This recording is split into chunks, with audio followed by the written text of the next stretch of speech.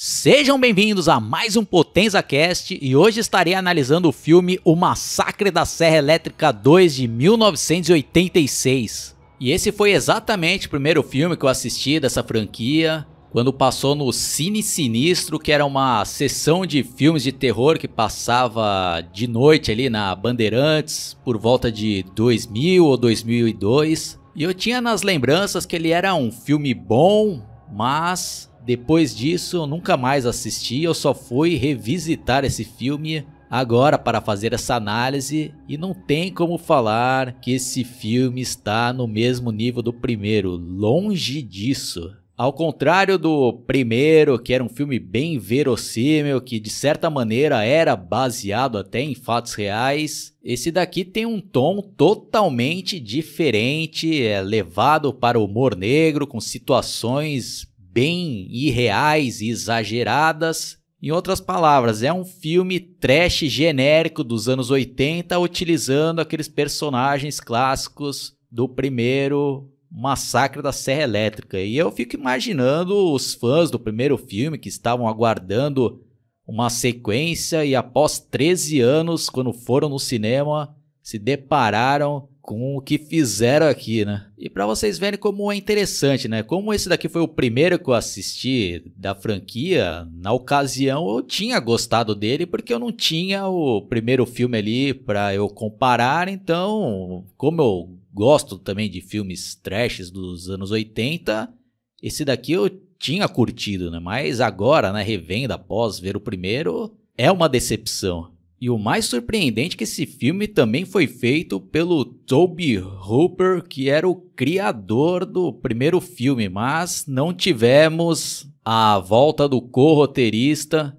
Kim Henkel, que pelo jeito fez falta, né? Então até me surge algumas desconfianças se um dos grandes méritos também do primeiro filme não foi o roteiro do Kim Henkel, porque quando o Tobe Hooper teve a chance de fazer o filme sem ele, levou para um caminho totalmente diferente. E assim como eu utilizei na análise do primeiro filme o livro Massacre da Serra Elétrica, Arquivos Sangrentos, dissecando o clássico de Tobe Hooper, nesse segundo filme eu também peguei algumas informações e eu vou até ler aqui um depoimento dele que ilustra bem esse caso aqui, que tá dizendo até o seguinte aqui, ó. Palavras dele, ó.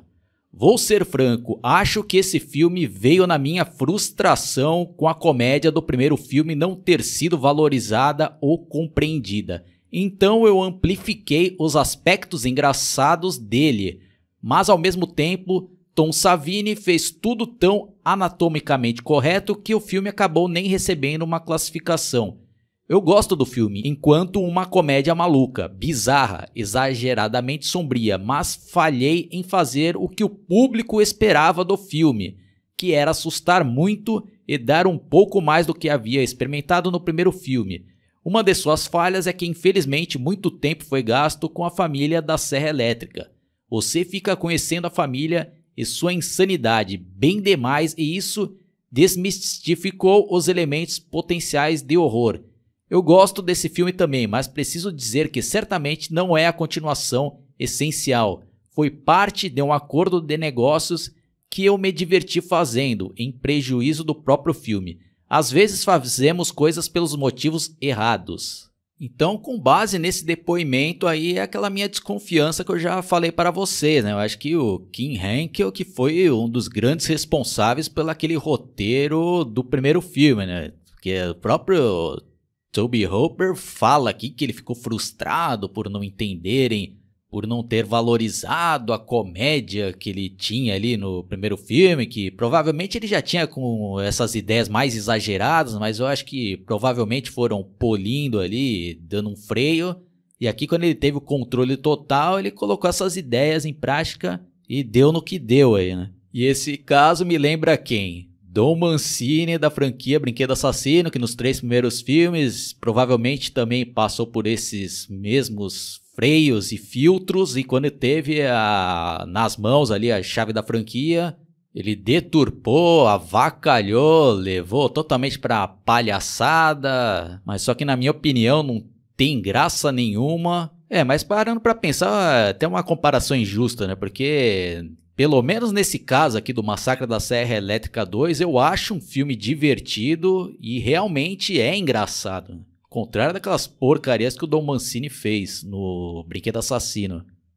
Então, resumindo, eu ainda consigo encarar esse segundo filme aqui como uma paródia do primeiro e não uma sequência. Tem bastante cenas de gore muito bem feitas e principalmente aí um dos destaques desse filme são as maquiagens e o trabalho ali do Tom Savini. Tem cenas ali de extrema violência e tem cenas também muito cômicas e pitorescas por parte do Leatherface, que já fazendo um parênteses, né? O ator original ali do Leatherface não voltou para fazer essa sequência porque quiseram oferecer um salário bem abaixo do que ele estava pedindo e acho que até por sorte dele foi até melhor ele nem participar desse filme. E também tentaram trazer de volta o ator que fazia o irmão do Leatherface, aquele carona, mas ele tinha morrido no primeiro filme, aí os caras iam inventar que ele tinha sobrevivido e colocou ali uma placa na cabeça, mas foi outro ator que também queria um salário melhor e como não estavam dispostos a pagar, acabaram chamando um outro ator e colocaram como se ele fosse um irmão gêmeo daquele carona que morreu no primeiro filme. O único ator do filme original que voltou foi o Gene Siddle, que fez o papel do cozinheiro e pai do Leatherface e do louco da carona. Bom, resumindo a minha opinião aqui, antes de começar a dar spoilers e analisar algumas cenas, é um filme desnecessário, mas para quem gosta de filmes trash dos anos 80, pode ser que curta esta sequência que tá mais para uma paródia. E eu vou dar uma nota 6,5. Bom, então já fica o aviso que vai começar os spoilers. O filme começa até de maneira parecida com o primeiro filme, mostrando num letreiro ali um resumo do que aconteceu no primeiro filme e que após encontrarem a Sally, ela narrou ali todos os fatos para a polícia, eles organizaram toda uma caçada, mas só que não encontraram nenhuma casa, nenhuma prova que tivesse ocorrido esses tais crimes, nem os corpos das supostas vítimas. Era como se esse massacre no Texas nunca tivesse ocorrido. E também é dito que a Sally acabou ficando em estado catatônico. E também é dito que outros crimes hediondos com serra elétrica também foram denunciados e o massacre da serra elétrica no Texas continua. E até fazendo um parêntese, que eu até esqueci de comentar na análise do primeiro filme, aqui no Brasil eles traduziram o título de maneira errada, né? Colocaram o massacre da serra elétrica, sendo que a serra que é utilizada no filme não é elétrica, ela é uma motosserra. Então a tradução correta seria o massacre da motosserra no Texas.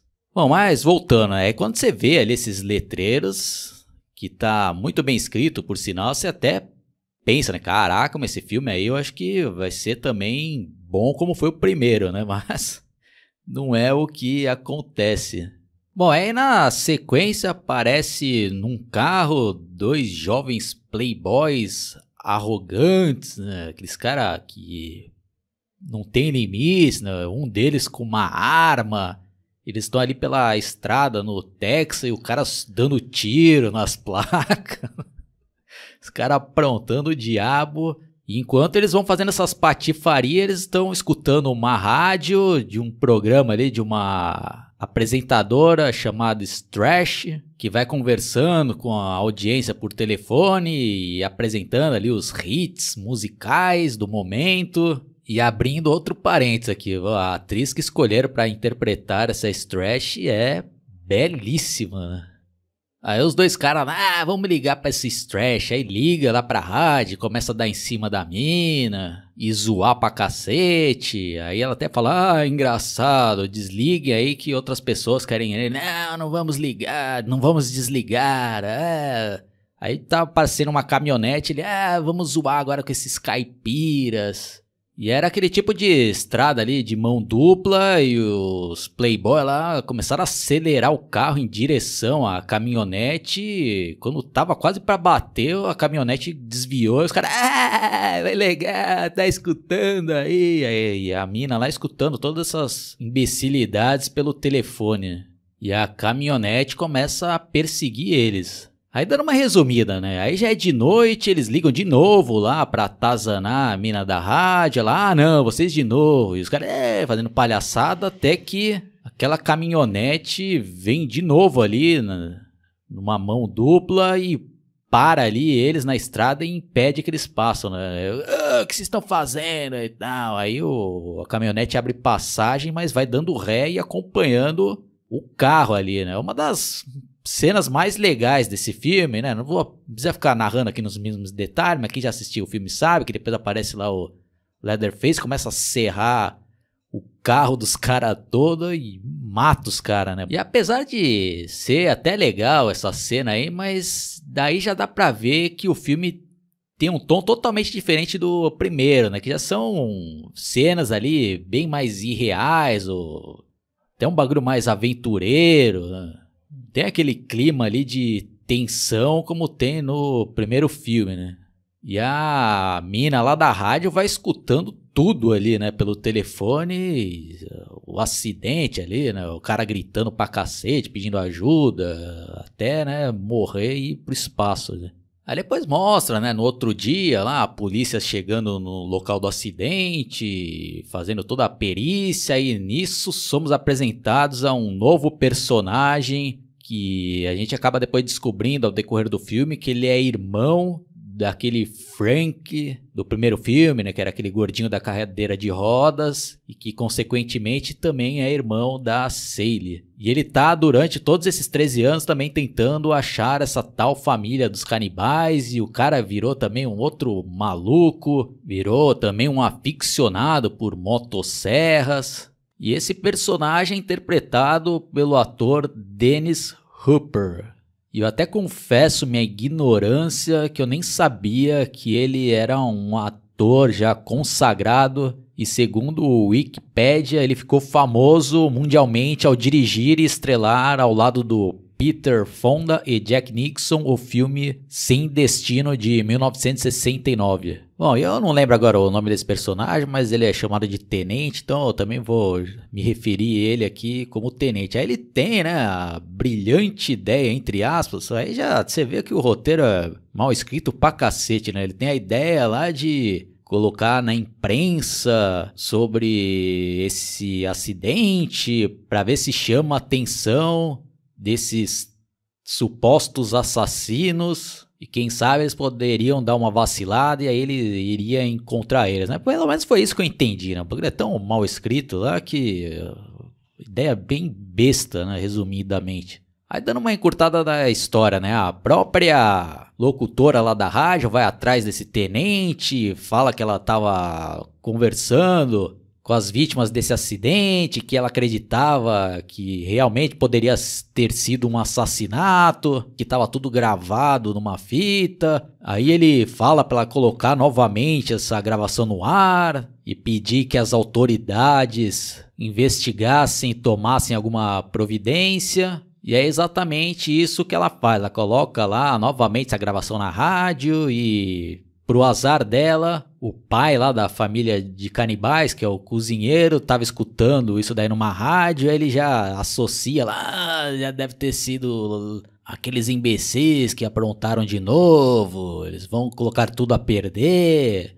Aí o Leatherface e o irmão gêmeo lá do cara da carona vão atrás da locutora lá na rádio e apronta o diabo com o funcionário da rádio e com a própria apresentadora. E essas cenas são bem legais, eu até considero uma das melhores do filme, né? Principalmente a atuação ali desse irmão gêmeo do carona, que tem uma interpretação muito boa ali de um psicopata que realmente põe algum medo. Ao contrário do Leatherface, que transformam ele aqui num palhação bobalhão. Aí tem uma hora lá, que, durante essas cenas aí, que a locutora consegue ir lá pra um andar de cima e o irmão gêmeo do louco da carona fala: ah, vai Leatherface, vai matá-la. Aí ele sobe lá, vai atrás e ela: não sei o quê. E começa a tentar seduzir o Leatherface e ele fica lá, bobalhão lá, né? Como se tivesse apaixonado pela mina. E ela: você é bonzinho, você é bonzinho. O Leatherface fica com uma cara de bunda lá, né? Então, não dá pra levar a sério nesse filme, né? Então, se você, como eu já falei, se você conseguir encarar isso daí como uma paródia, até dá pra se divertir, né? Mas não tem como levar a sério isso daí, né? Aí o Leatherface finge que tá quebrando tudo e que matou a garota e desce lá embaixo. Aí o irmão dele: você acabou com ela. Aí o Leatherface fazendo um gesto que sim e vai embora e deixa a mina lá. Não dá, né, pessoal? Porra, que nem eu falei, pô, por 13 anos os caras são inteligentes pra caramba, né, pra não deixar rastro nenhum. E depois os caras colocam tudo a perder, indo lá na rádio. Leva o cara lá que é o funcionário, mas não levam o suposto corpo lá da mulher que o Leatherface falou que tinha matado e largam lá o corpo. Porra, não faz sentido isso daí, né, pessoal? O roteiro muito mal escrito. Aí a partir daí fica uma enrolação do caralho lá, né, pra atender ali os desejos do Toby Hooper, que ele mesmo falou que queria dar mais enfoque ali na parte cômica da família, e fica lá o pai brigando com o Leatherface e o outro irmão. Umas cenas cansativas pra cacete. E uma outra cena que ainda se salva aí, quando a mina tá lá escondida no covil dos canibais, ela presencia o Leatherface arrancando a face do amigo dela e arrancando vários pedaços da pele, e depois a gente vê que o cara não tinha morrido, né? O cara ainda levanta, tipo um morto-vivo ali, né? Puta, cena angustiante e um belíssimo trabalho por parte da maquiagem do Tom Savini. Ele: querida, eu vou te ajudar, eu vou te soltar. Aí nessa reta final também tem cenas pitorescas e que pode ser engraçado para alguns e para outros pode dar raiva, que é ver ali esse tenente indo enfrentar o Leatherface também utilizando motosserra e fica lá tendo duelo. Aí o final acaba lá com a mina com a motosserra fazendo uma espécie de chacota com o final do primeiro filme ali, parodiando o Leatherface com a serra pra cima lá e fazendo aqueles movimentos de maluco lá, né? E para encerrar aqui essa minha análise, eu vou ler aqui uma resenha que eu peguei no livro que eu já citei, que acho que resume bem aqui, ó, que tá dizendo o seguinte, ó: o primeiro Massacre da Serra Elétrica pegou as pessoas de surpresa, com seu elenco de desconhecidos, seu ar de documentário de baixo orçamento e a presunção de que era baseado numa história real. O filme tinha uma força crua, bruta. Nos anos que se seguiram, o massacre inspirou centenas de filmes, incluindo o Dead Teenager Movies, e todas as extravagâncias dos efeitos especiais, com carne apodrecendo e órgãos em decomposição. Outro erro é comparar gritaria e mutilação com suspense. Este filme é monótono. Tá se referindo aqui ao segundo, né? Do início ao fim, nunca dando atenção ao ritmo, ao tempo, à expectativa do horror. Ele não pausa nem para apresentar os personagens. Dennis Hopper tem a tarefa mais ingrata, a de interpretar um homem que passa a primeira metade do filme parecendo distraído e vago, e a segunda metade gritando em meio a duelos de serras. Resenha escrita por Roger Ebert, do Chicago Sun-Times, publicada dia 25 de agosto de 1986. Então é isso daí, pessoal. Vou ficando por aqui. Fica meus agradecimentos ao Danilo, que fez um super chat e solicitou a análise do Massacre da Serra Elétrica 1 e 2. Espero que você tenha curtido. E quem caiu aqui pela primeira vez, fica meu convite para vocês se inscreverem. E se você quiser e puder se tornar membro do canal, é apenas R$ 7,99 por mês. E você vai ter direito a escolher um filme para eu analisar por mês e também vai participar de diversas promoções e poderá ganhar prêmios como DVDs, Blu-rays e outros itens. Beleza, pessoal? Falou e até a próxima!